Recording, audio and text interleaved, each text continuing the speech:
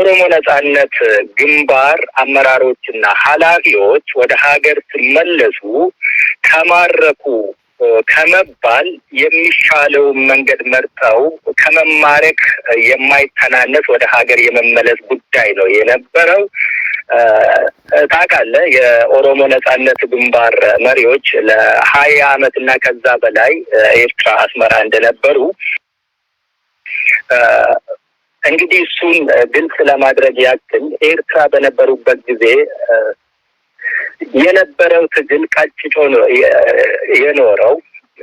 ሸሽተው ወደሚሸሽበት ቦታ ሲያጡ የሚሸሹት ሀገር ነው የሸሹት እና እዛ የነበረው ሁኔታ በጣም አስከፊ የነበረው መጨረሻ ላይ የሆነው ነገር ያሳዝናል። 20 ዓመት እና ከዛ በላይ እዛ ቆይተው የኤርትራ መንግስት ያንን ያደረገበት ምክንያት ነበረው። ያ ምክንያት ደግሞ ለህዝቡ ለሀገሩ የፖለቲካ እሳቤ አድርጎ ነው የሰራው። ያንን አብይ አህመድ ወደ ስልጣን በመጣበት ጊዜ ከፍሎታል። ያ ዋጋ ሲከፈለው የኤርትራ መንግስት የኢትዮጵያ ተቀናቃኝ ኃይሎችን የሚያቆይበት ምክንያት አልነበረውም።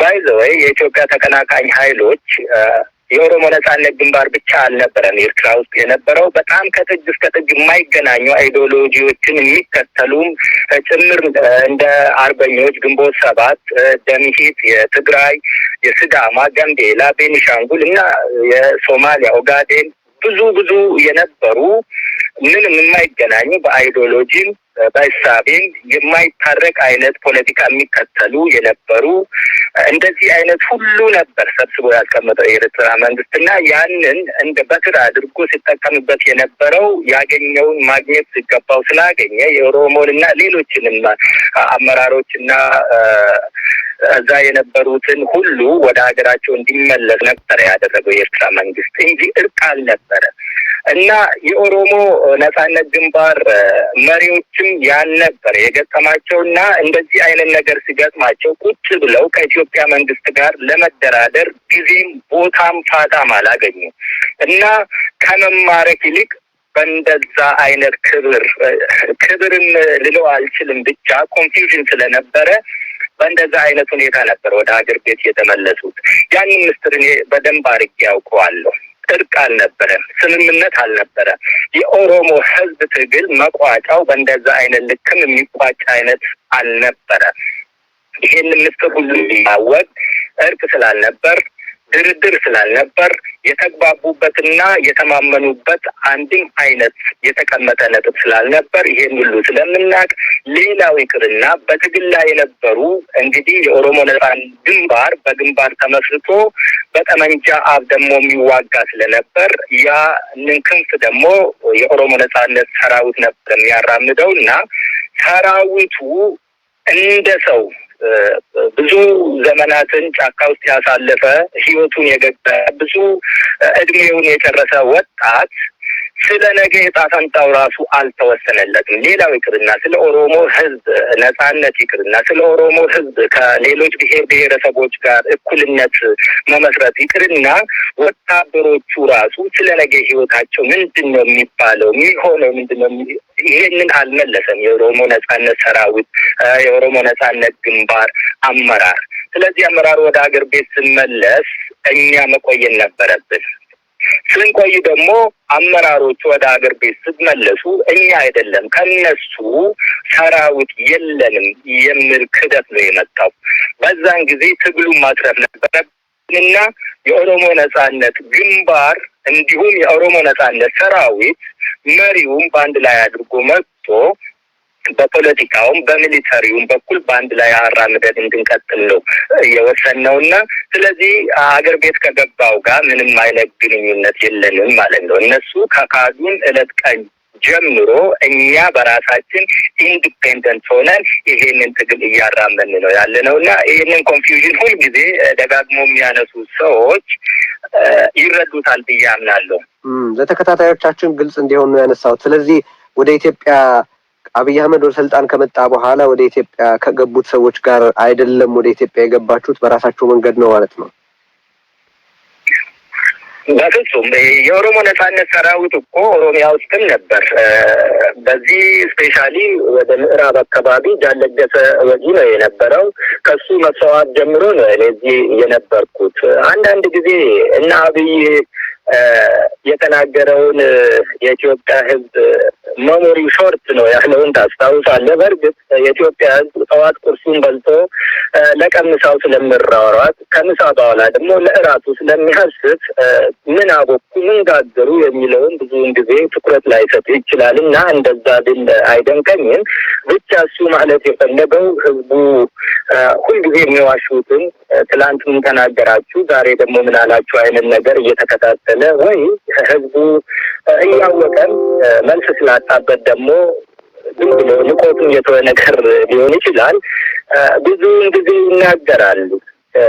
ከዚህም በፊት እኔ ለገሰን ለማትረፍ ብዙ ደክም ያለው አብይ አህመድ እኛ በዛን ጊዜ እዚህ ነበር። አሁን ደግሞ መልሶ የኦሮሞ ነጻነት ግንባር አመራሮችና መሪዎች ወደ ኤርትራ ሲመለሱ ግማሹን ይዘው መጥተው ግማሹን ሰራዊት ደግሞ በምዕራብ በኩል አስገቡ ይላል።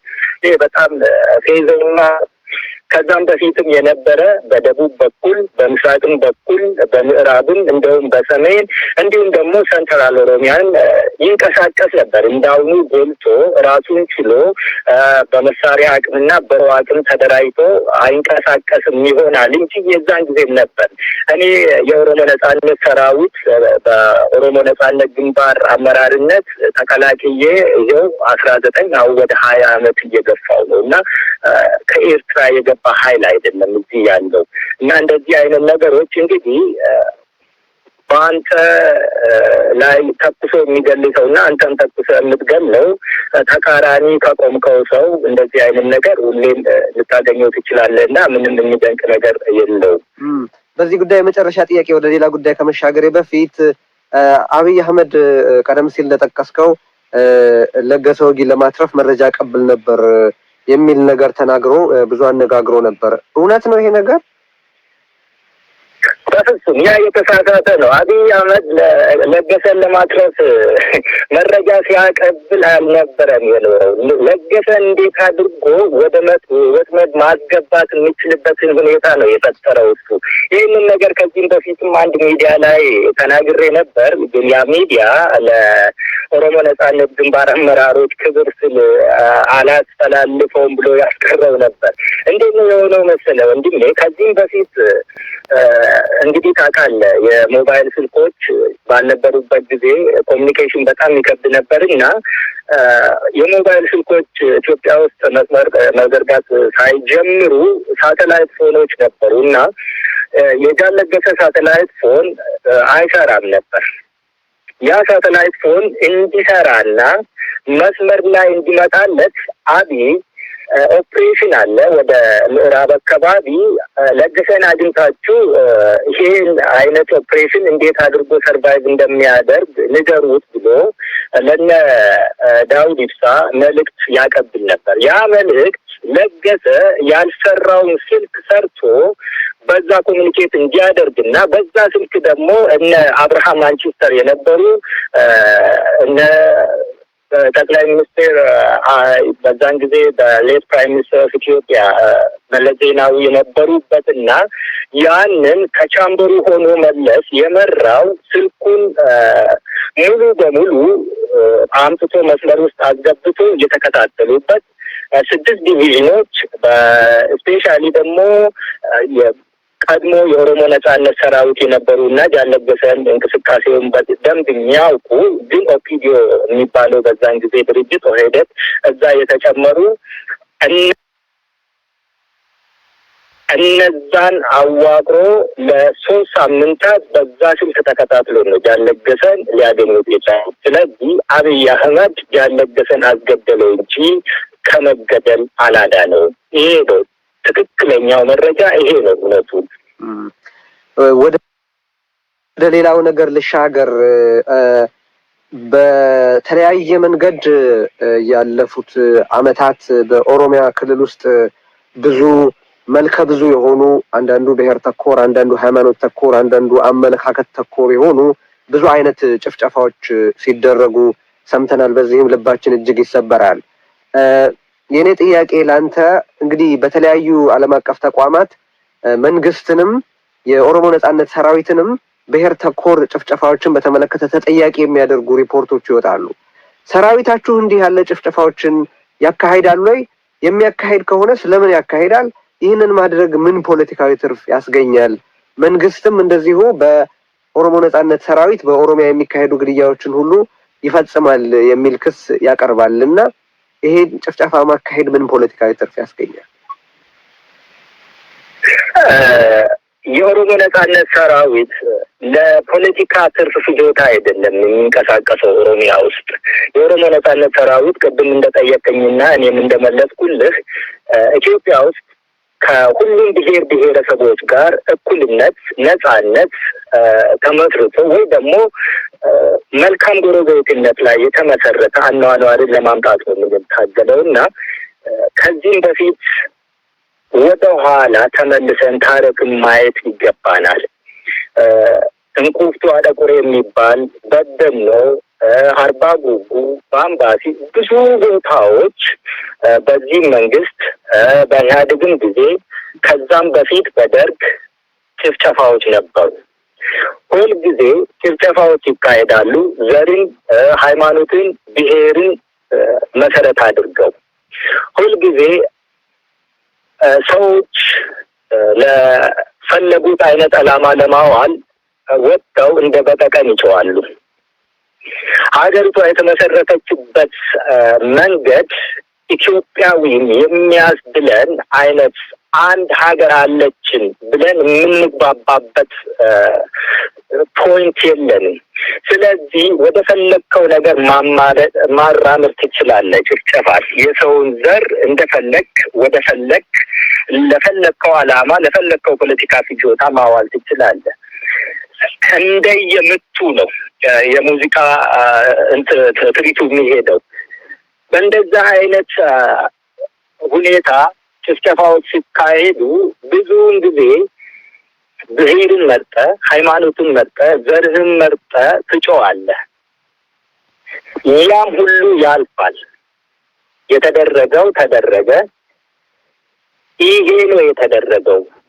ያ ሰው ነው ያደረገው። ያ ድርጅት ነው ያደረገው። ጥናት አይካሄድም። ሰዎች መላምታቸውን ነው የሚያስቀምጡት። ጋዜጠኞች እንደ ጋዜጠኛ እውነትን ቆፍረው መርምረው አውጥተው ይሄ ነው የተከሰተው አይሉ።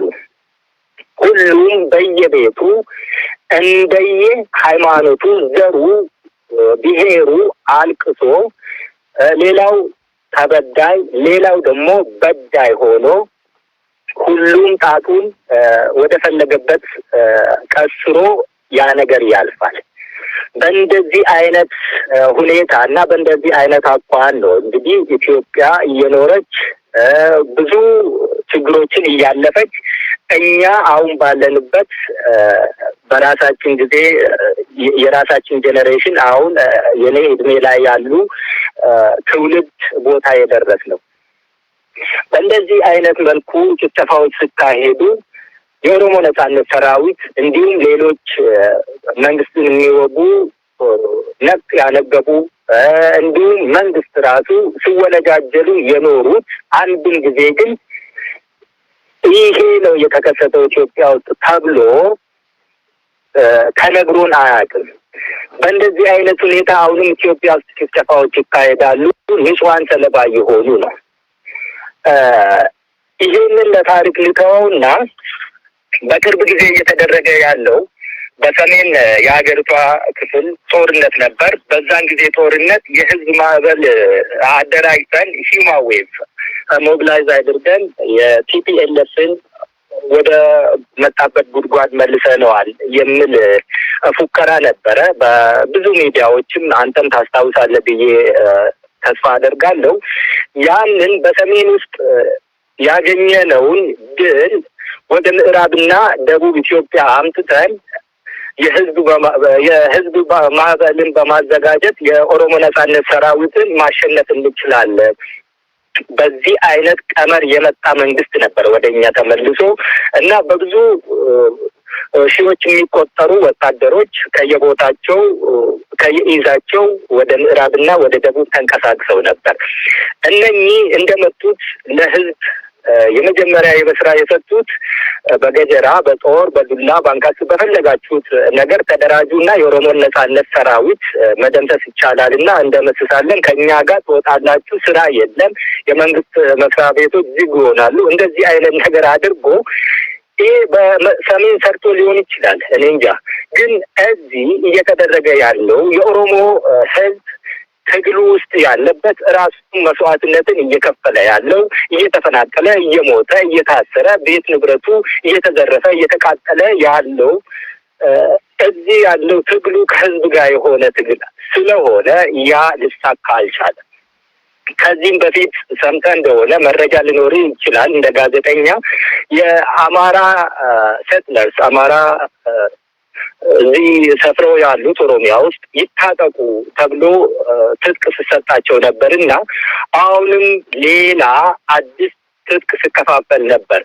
እንግዲህ እናንተ ኢትዮጵያ ያዳናችሁ፣ ኢትዮጵያን ከመፍረስ ያስተረፋችሁ ጀግና እና ኩሩ ህዝብ ስለሆናችሁ በሰሜን ያገኘነውን ድል እንደዚህ አይነቱን እዚህ ኦሮሚያ ውስጥ መድገም አለብን ተብሎ